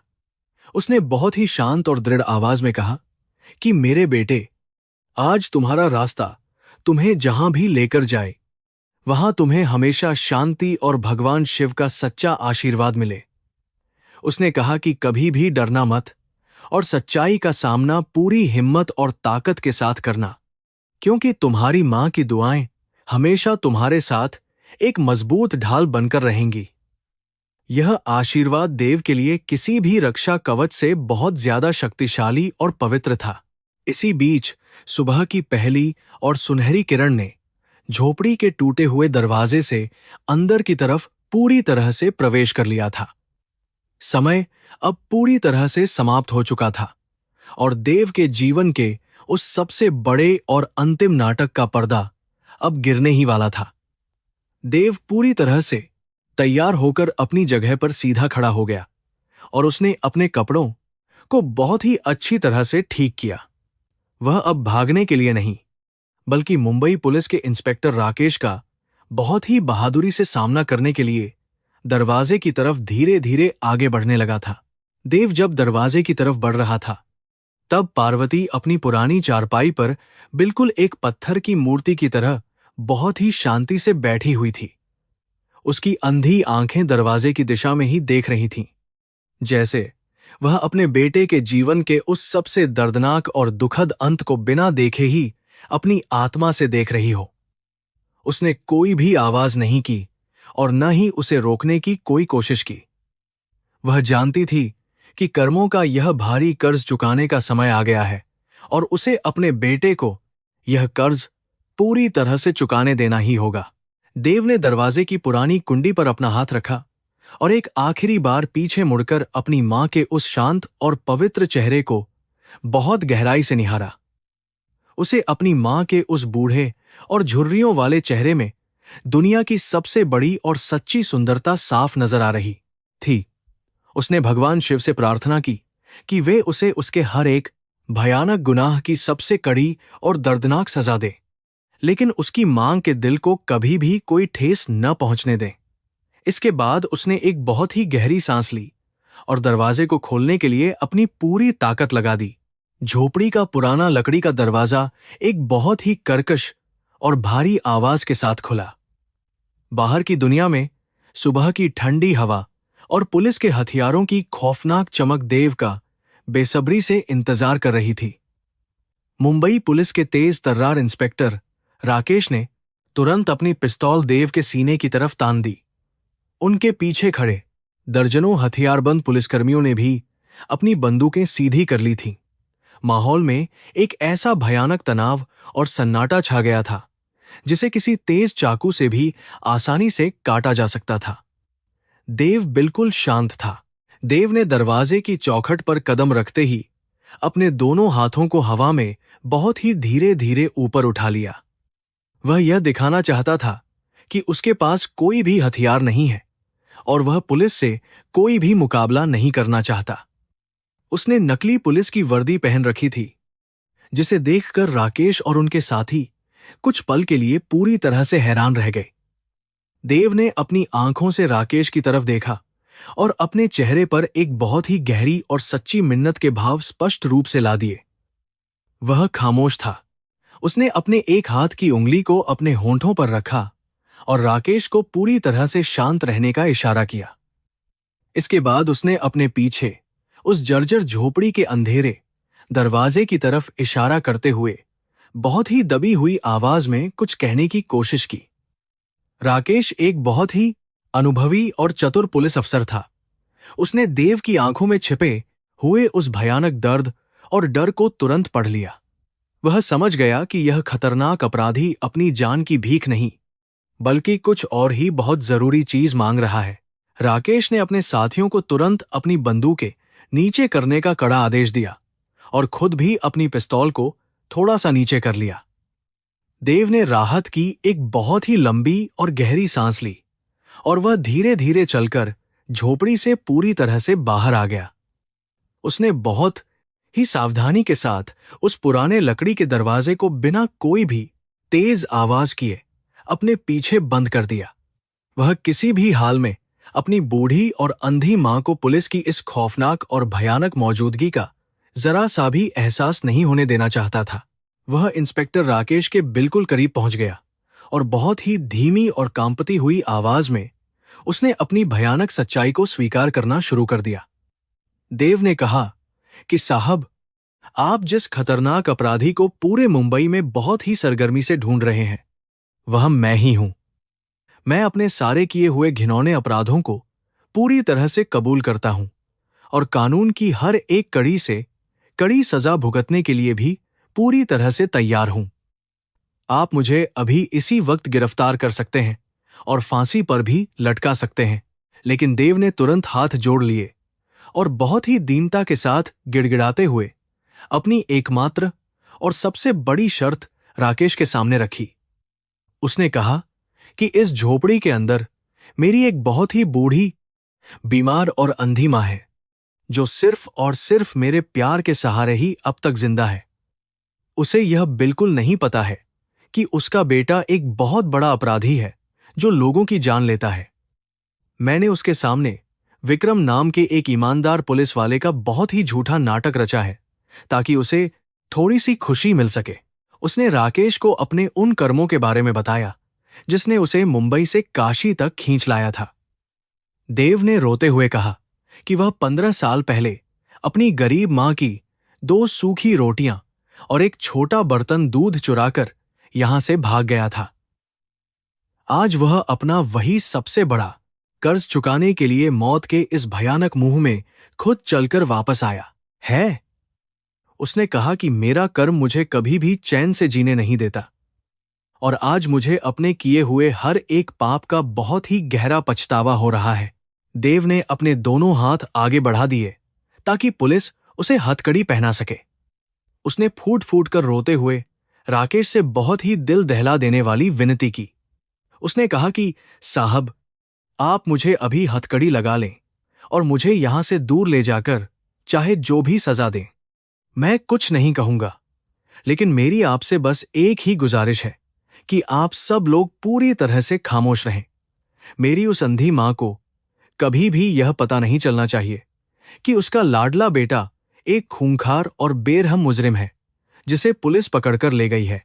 इंस्पेक्टर राकेश ने एक बहुत ही कठोर और सख्त पुलिस वाले की जिंदगी जी थी, लेकिन वे दिल से एक बहुत ही अच्छे और सच्चे इंसान थे।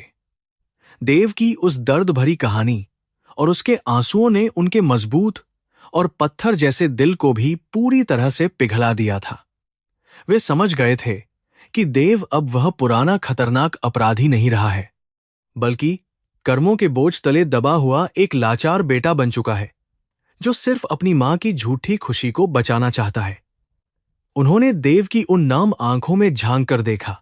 कानून का पालन करना राकेश का पहला और सबसे महत्वपूर्ण कर्तव्य था, लेकिन इंसानियत का धर्म भी उन्हें कुछ सिखा रहा था। हिंदू दर्शन में कर्म का सिद्धांत बहुत ही स्पष्ट है। जो इंसान गलत करता है उसे उसकी सजा जरूर मिलती है। देव को उसके किए की सजा मिलने ही वाली थी, लेकिन राकेश को लगा कि इस गरीब और अंधी मां को देव के गुनाहों की सजा नहीं मिलनी चाहिए। उन्होंने एक बहुत ही गहरा और बड़ा फैसला लिया। उन्होंने अपने पीछे खड़े हुए सभी पुलिस वालों को पीछे हटने का इशारा किया। राकेश ने बहुत ही धीमी आवाज में देव से कहा कि वे उसकी इस आखिरी और सबसे पवित्र इच्छा को जरूर पूरी करेंगे। उन्होंने कहा कि एक मां का सम्मान दुनिया के हर कानून से बहुत ऊपर होता है और वे उस सम्मान को कभी टूटने नहीं देंगे। राकेश ने देव को भरोसा और ताक एक मां का सम्मान दुनिया के हर कानून दिलाया कि वे इस पूरी झूठी कहानी में उसका साथ देंगे और विक्रम के रूप में उसकी इज्जत को पूरी तरह से बरकरार रखेंगे। यह सुनते ही देव की आंखों से आंसुओं का एक बहुत बड़ा सैलाब तेजी से बहने लगा और वह नतमस्तक हो गया। देव ने अपने कांपते हुए हाथों से राकेश के पैरों को छूने की कोशिश की, लेकिन राकेश ने उसे बहुत ही सम्मान के साथ तुरंत रोक दिया। राकेश ने अपनी जेब से हथकड़ी निकाली, लेकिन उसे देव के हाथों में नहीं पहनाया, बल्कि उसे अपनी जेब में ही वापस रख लिया। उन्होंने तय किया कि जब तक वे इस झोपड़ी की सीमा से बहुत दूर नहीं चले जाते, तब तक देव को हथकड़ी नहीं पहनाई जाएगी। यह एक ईमानदार पुलिस वाले की तरफ से एक लाचार बेटे को दिया गया सबसे बड़ा और अनमोल तोहफा था। राकेश ने अपने चेहरे के भावों को पूरी तरह से बदल लिया और एक बहुत ही सख्त पुलिस अफसर की भूमिका में वापस आ गए। उन्होंने देव को इशारा किया कि वह दरवाजे के पास जाकर खड़ा हो जाए। इसके बाद राकेश ने अपने गले को साफ किया और एक बहुत ही तेज, रुतबे वाली और कड़क आवाज में बोलना शुरू किया ताकि अंदर बैठी हुई पार्वती उनके हर एक शब्द को बहुत ही आसानी से सुन सके। उन्होंने झोपड़ी के बाहर से ही उस झूठे विक्रम को सलाम करते हुए बहुत जोर से पुकारा। राकेश की वह कड़क और रोबदार आवाज सुनते ही झोपड़ी के अंदर चारपाई पर बैठी हुई पार्वती के कानों में एक बहुत ही गर्व की लहर दौड़ गई। वह तुरंत समझ गई कि विक्रम सच में एक बहुत बड़ा और महान पुलिस अफसर है, जिसे उसके बड़े अधिकारी भी इतने सम्मान के साथ बुला रहे हैं। अंधी होने के बावजूद उसके चेहरे पर एक बहुत ही शानदार और संतुष्ट मुस्कान खिल उठी। उसका दिल खुशी से भर गया कि उसका बेटा देव भी ऐसे ही महान और बहादुर अधिकारियों के साथ काम करता होगा। राकेश ने बहुत ही ऊंचे स्वर में देव से कहा कि इंस्पेक्टर विक्रम, तुम्हें मुंबई हेडक्वार्टर से एक बहुत ही जरूरी और आपातकालीन मिशन के लिए तुरंत वापस बुलाया जा रहा है। शहर में एक बहुत बड़ी मुसीबत आ गई है और तुम्हारे बिना इस परेशानी को कोई भी नहीं सुलझा सकता है। उन्होंने कहा कि तुम्हें इसी वक्त अपने देश और अपनी ड्यूटी के लिए मेरे साथ यहां से चलना होगा। देव ने इस पूरी झूठी बातचीत को बहुत ही ध्यान से सुना और वह राकेश के इस महान नाटक का हिस्सा बन गया। देव ने अपने आंसुओं को पोंछा और अपनी आवाज में एक सच्चे पुलिस वाले की हिम्मत और गर्व को पूरी तरह से भरकर बहुत ही तेज आवाज में राकेश को जवाब दिया। उसने कहा कि यस सर, मैं अपनी ड्यूटी और अपने देश के लिए हमेशा पूरी तरह से तैयार हूं। उसने कहा कि मैं अभी तुरंत आपके साथ मुंबई चलने के लिए तैयार हूं और अपराधियों को कभी भी माफ नहीं करूंगा। यह जवाब सुनकर राकेश की आंखों में भी एक अजीब सी नमी आ गई, लेकिन उन्होंने खुद को बहुत अच्छे से संभाल लिया। झोपड़ी के अंदर पार्वती ने ये सारे शब्द बहुत ही स्पष्ट रूप से सुने और उसका सीना गर्व से पूरी तरह चौड़ा हो गया। उसे लगा कि विक्रम सच में एक बहुत ही बहादुर और महान इंसान है और उसका बेटा देव भी बिल्कुल ऐसा ही होगा। वह अपनी चारपाई पर बैठी रही और उसने हाथ जोड़कर भगवान शिव से विक्रम और देव दोनों की सलामती के लिए बहुत ही गहरी और सच्ची प्रार्थना की। देव ने दरवाजे की तरफ मुड़कर अपनी मां के उस खामोश आशीर्वाद को अपने दिल में हमेशा के लिए उतार लिया। राकेश ने एक बार फिर से बहुत ही जोर से कहा कि विक्रम, तुम्हारी ईमानदारी और तुम्हारी बहादुरी पर पूरे मुंबई पुलिस विभाग को बहुत बड़ा गर्व है। तुम जैसे अफसर ही हमारे देश की असली ताकत है। इसलिए चलो, अब हमें बहुत ज्यादा देर हो रही है। देव ने भी उतनी ही तेजी से जवाब दिया कि वह आ रहा है। यह वह आखिरी झूठ था जो देव ने अपनी मां के कानों में बहुत ही प्यार और सम्मान के साथ डाला था, ताकि वह अपनी पूरी जिंदगी इस बात पर बहुत ज्यादा गर्व कर सके। देव ने दरवाजे को बाहर से बहुत ही धीरे से छुआ और अपनी आंखें बंद कर लीं। उसने मन ही मन अपनी मां से आखिरी बार माफी मांगी और अपने दिल के सारे बोझ को उस झोपड़ी की चौखट पर हमेशा के लिए उतार दिया। उसे ऐसा महसूस हुआ कि जैसे वह 15 साल पहले इस घर से जो कुछ भी चुराकर ले गया था, आज उसने वह सारा कर्ज ब्याज समेत अपनी जान देकर पूरी तरह से चुका दिया है। कर्मों का वह भारी और भयानक हिसाब अब पूरी तरह से बराबर हो चुका था। राकेश ने आगे बढ़कर देव के कंधे पर बहुत ही नरमी से अपना हाथ रखा और उसे आगे बढ़ने का इशारा किया।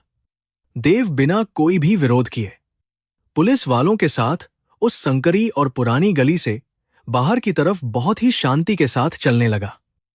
उसके चेहरे पर अब कोई भी डर या खौफ नहीं था, बल्कि एक ऐसी अजीब सी शांति थी जो सिर्फ मौत या सच्चे पश्चाताप के बाद ही किसी इंसान को मिल सकती है। उसने अपने गुनाहों को पूरी तरह से स्वीकार कर लिया था और सजा के लिए तैयार था। जब वे झोपड़ी से बहुत दूर काशी के मुख्य घाट की तरफ पहुंच गए, तब राकेश ने अपनी जेब से हथकड़ी निकाली। उन्होंने देव के दोनों हाथों को पकड़ा और बहुत ही खामोशी के साथ उसके हाथों में वह ठंडी और मजबूत हथकड़ी पहना दी। हथकड़ी के बंद होने की वह तेज आवाज देव के कानों में किसी पुराने मंदिर की घंटी की तरह गूंजी। यह आवाज उसे बता रही थी कि उसने कानून की नजर में अपने अपराधों का हिसाब देना अब पूरी तरह से शुरू कर दिया है। देव ने गहरी सांस लेकर आसमान को देखा। सुबह का सूरज अब पूरी तरह से निकल चुका था और गंगा नदी का पवित्र जल उस सुनहरी रोशनी में बहुत ही सुंदर तरीके से चमक रहा था। देव को पुलिस की गाड़ी में बिठाया गया और गाड़ी मुंबई की तरफ बहुत तेजी से आगे बढ़ने लगी। देव बार बार खिड़की से पीछे मुड़कर उस शहर को देख रहा था जहां उसकी मां की वह छोटी सी झोपड़ी मौजूद थी।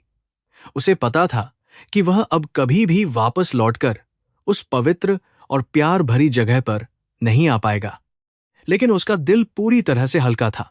कर्म का वह चक्र जिसने उसे एक पापी और मुजरिम बनाकर यहां से दूर भगाया था, आज उसी चक्र ने उसे एक सच्चा इंसान बनाकर यहां वापस भेजा था। देव ने जो 2 रोटियां और दूध चुराया था, उसकी कीमत उसने अपनी झूठी वर्दी और अपने जीवन का बलिदान देकर पूरी तरह से चुका दी थी। यह कहानी सिर्फ एक अपराधी की नहीं थी, बल्कि यह कहानी उस महान पश्चाताप की थी जो एक इंसान को फिर से भगवान के करीब ले जाता है। देव अब अपने कर्मों का फल भुगतने के लिए पूरी तरह से तैयार था। काशी की सुबह अपनी पूरी दिव्यता और शांति के साथ पूरी तरह से खिल चुकी थी। गंगा नदी के शांत और पवित्र जल पर सूरज की सुनहरी किरणें एक बहुत ही अद्भुत और अलौकिक दृश्य बना रही थीं। पुलिस की गाड़ियां देव को लेकर उस पुरानी और संकरी गली से बहुत दूर जा चुकी थीं। झोपड़ी के बाहर अब किसी भी तरह का कोई शोर या हलचल बिल्कुल भी नहीं बची थी। वहां सिर्फ सर्द हवाओं की वह धीमी और जानी पहचानी सरसराहट थी। पार्वती अभी भी अपनी उसी पुरानी चारपाई पर बिल्कुल एक पत्थर की मूर्ति की तरह बहुत ही खामोशी के साथ बैठी हुई थी। उसकी अंधी और बेजान आंखें झोपड़ी के उस खुले हुए दरवाजे की तरफ ही लगातार देख रही थीं, जहां से उसका लाडला बेटा हमेशा के लिए उससे दूर जा चुका था। वह जानती थी कि बाहर पुलिस आई थी और वे किसी बड़े अफसर विक्रम को नहीं, बल्कि उसके अपने ही पापी और मुजरिम बेटे देव को हथकड़ी पहनाकर अपने साथ बहुत ही दूर किसी भयानक और अंधेरी जेल में हमेशा के लिए ले गए हैं। एक मां के लिए इस दुनिया में इससे ज्यादा बड़ा और भयानक दुख कोई और हो ही नहीं सकता कि उसका अपना बच्चा उसके सामने ही मौत के मुंह में जा रहा हो। लेकिन पार्वती के चेहरे पर इस समय दुख या आंसुओं का कोई भी नामोनिशान बिल्कुल भी नहीं था। उसके चेहरे पर एक बहुत ही अजीब और गहरी शांति छाई हुई थी, जो सिर्फ उस इंसान के चेहरे पर ही आ सकती है जिसने जीवन की सबसे बड़ी और कड़वी सच्चाई को पूरी तरह से और बहुत ही खुशी के साथ हमेशा के लिए स्वीकार कर लिया हो। वह अपनी जगह से बहुत ही धीरे धीरे और सावधानी के साथ उठी। उसका बूढ़ा और कमजोर शरीर समय की मार और दुखों के भारी बोझ से पूरी तरह से कांप रहा था, लेकिन उसकी आत्मा आज बहुत ही ज्यादा मजबूत और शांत थी। उसने अपने कांपते हुए हाथों से दीवार का सहारा लिया और धीरे धीरे चलकर झोपड़ी के उस छोटे से आंगन की तरफ बढ़ने लगी, जहां देव ने कल रात उसके साथ बैठकर मिट्टी के बहुत सारे दिए बनाए थे। उसे अपने बेटे के हाथों का वह पवित्र और मीठा स्पर्श अभी भी वहां हवा में महसूस हो रहा था। पार्वती ने आंगन में रखी हुई मिट्टी और उन अधबने दियों को अपने दोनों हाथों से बहुत ही प्यार और ममता के साथ गहराई से छुआ।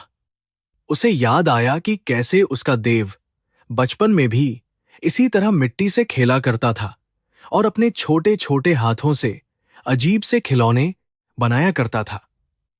15 सालों के उस लंबे और दर्दनाक वनवास के बाद जब उसका बेटा वापस आया, तो उसने फिर से उसी पवित्र मिट्टी को अपने हाथों में लिया था। देव के वे मिट्टी से स्ने हुए हाथ किसी भी बड़ी पूजा से बहुत ज्यादा महान और पवित्र थे। उसने उन दियों में से सबसे सुंदर और अच्छी तरह से बने हुए एक दिए को अपने कांपते हुए हाथों में बहुत ही सावधानी से उठा लिया। यह वही दिया था जिसे देव ने कल रात अपनी मां के साथ बैठकर बहुत ही ज्यादा प्यार और लगन से अपने हाथों से तैयार किया था। पार्वती उस दिए को अपनी छाती से लगाकर बहुत ही धीरे धीरे और खामोशी के साथ झोपड़ी के उस छोटे से मंदिर की तरफ ले गई, जहां भगवान काशी विश्वनाथ की एक बहुत ही पुरानी और छोटी सी पीतल की मूर्ति रखी हुई थी।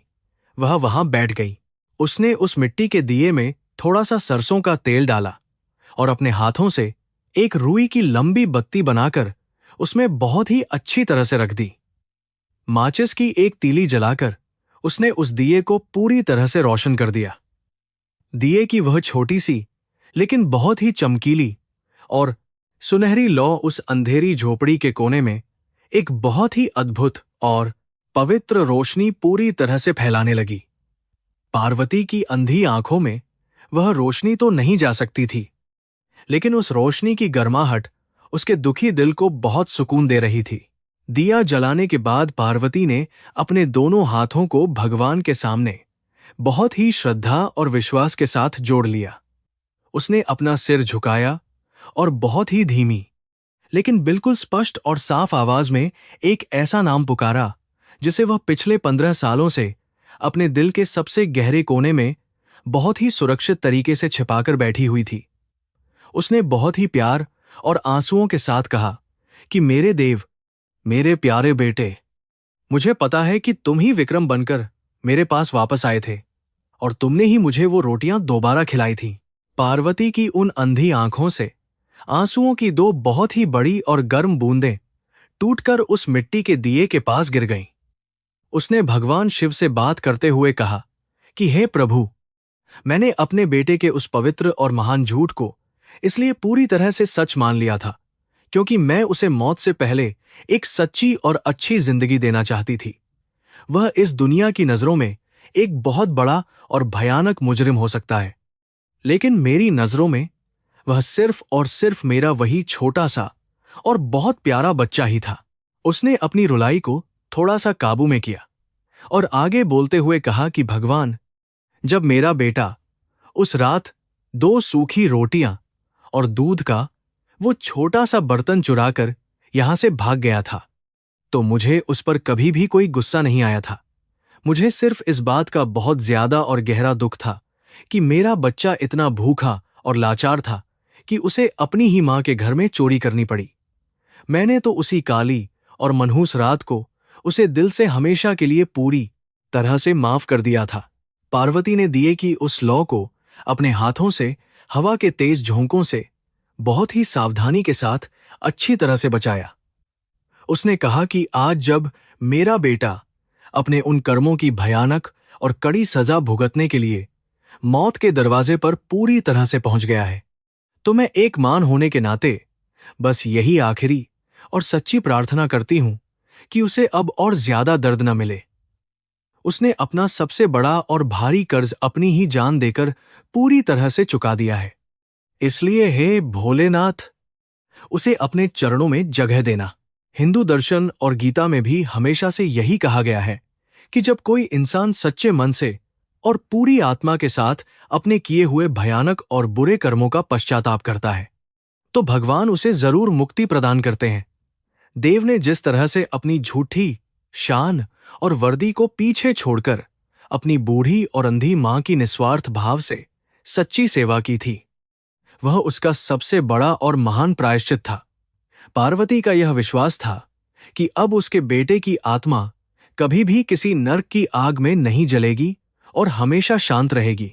झोपड़ी के बाहर अब काशी के उन पुराने और बड़े मंदिरों से बजने वाली घंटियों की बहुत ही मीठी और सुरीली आवाजें हवा में पूरी तरह से तैरने लगी थीं। गंगा के पवित्र घाटों पर सुबह की महान और दिव्य आरती का समय हो चुका था और पुजारियों के मंत्रों की गूंज इस पूरी पवित्र नगरी के हर एक कोने में बहुत ही अच्छे से सुनाई दे रही थी। ये पवित्र मंत्र और घंटियों की आवाजें सिर्फ भगवान की पूजा के लिए ही नहीं, बल्कि देव जैसी भटकी हुई और पापी आत्माओं की हमेशा के लिए शांति का पैगाम भी थीं। पार्वती को ऐसा लग रहा था जैसे वे सारी घंटियां और मंत्र सिर्फ और सिर्फ उसके बेटे देव को विदाई देने के लिए ही इतनी जोर से बज रहे हों। उसने गहरी सांस ली और अपने चेहरे को उस छोटे से दरवाजे की तरफ पूरी तरह से घुमा लिया, जहां से बाहर का वह हल्का सा उजाला झोपड़ी के अंदर धीरे धीरे आ रहा था।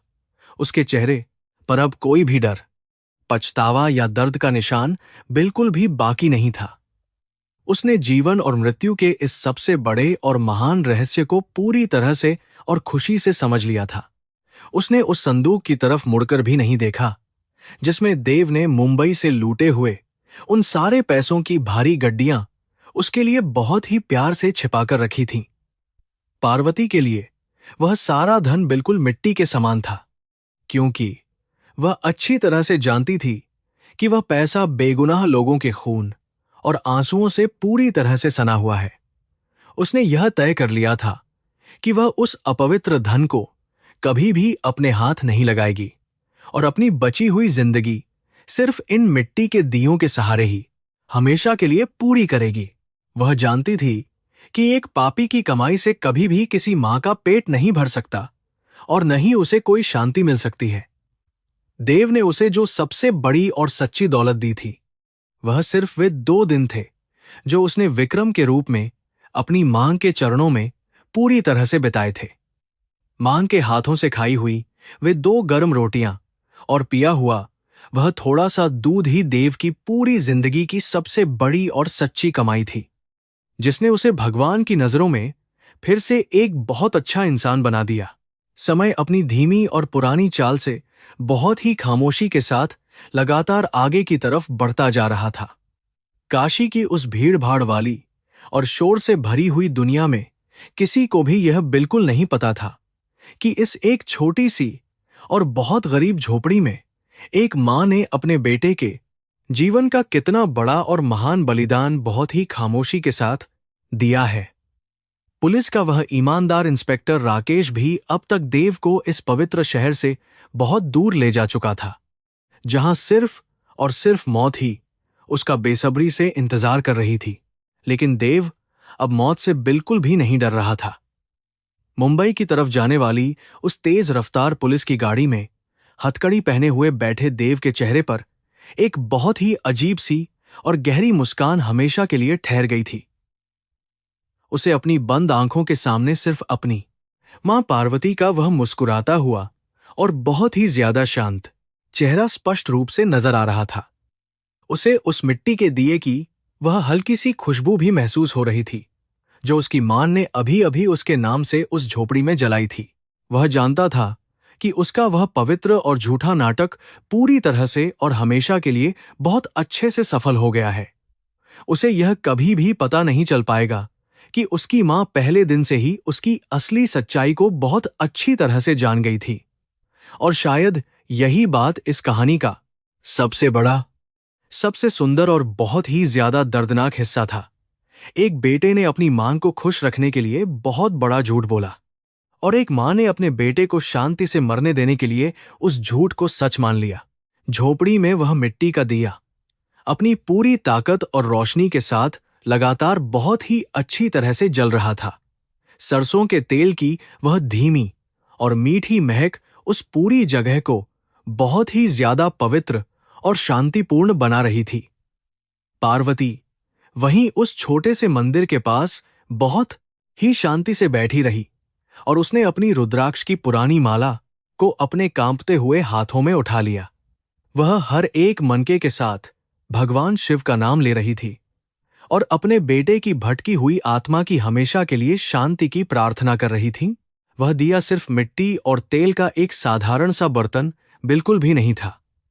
वह दिया असल में एक मां के निस्वार्थ और महान प्रेम का, एक पापी बेटे के सच्चे पश्चाताप का और कर्मों के उस बहुत बड़े चक्र के हमेशा के लिए समाप्त होने का एक बहुत ही जीता, जागता और पवित्र प्रतीक था।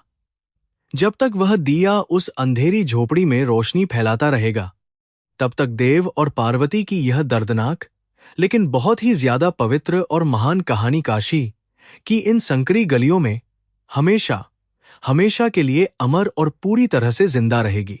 बाहर गंगा नदी की तेज और ठंडी लहरें किनारों से बहुत ही जोर जोर से टकरा रही थीं और ऐसा लग रहा था जैसे वे लहरें भी इस महान बलिदान के गीत को पूरी दुनिया को सुना रही हों। काशी के मंदिरों की घंटियां एक बार फिर से बहुत ही जोर से बज उठीं और हवा में एक बहुत ही अद्भुत और दिव्य गूंज हमेशा के लिए छोड़ गईं।